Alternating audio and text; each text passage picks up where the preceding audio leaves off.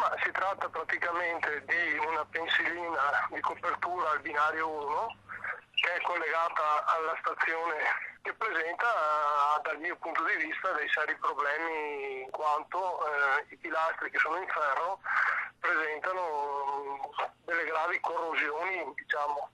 I pilastri in ferro che sorreggono la pensilina della stazione ferroviaria di Castelfranco sono seriamente corrosi dalla ruggine. La segnalazione arriva da Gilberto Bonetto, consigliere comunale a Cittadella.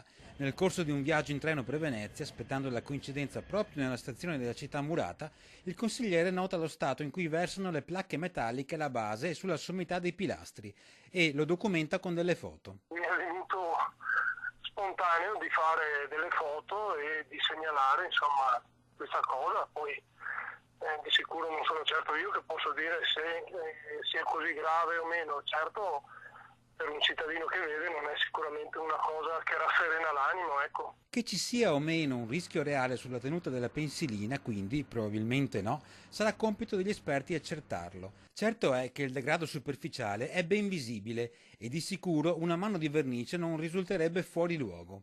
Informato della questione, il sindaco di Castelfranco, Stefano Marcon, non perde tempo e prende in mano carta e penna. Domani posso inoltrare una lettera a RFI, che è competente sulla manutenzione delle pensiline, chiedendo che facciano manutenzione e che ne verifichino la staticità. E noi ci teniamo in particolar modo, visto che Castelfranco Veneto è città del Giorgione, la stazione è un po' la porta della città e sul turismo stiamo puntando molto, quindi farò questa segnalazione a chi di competenza.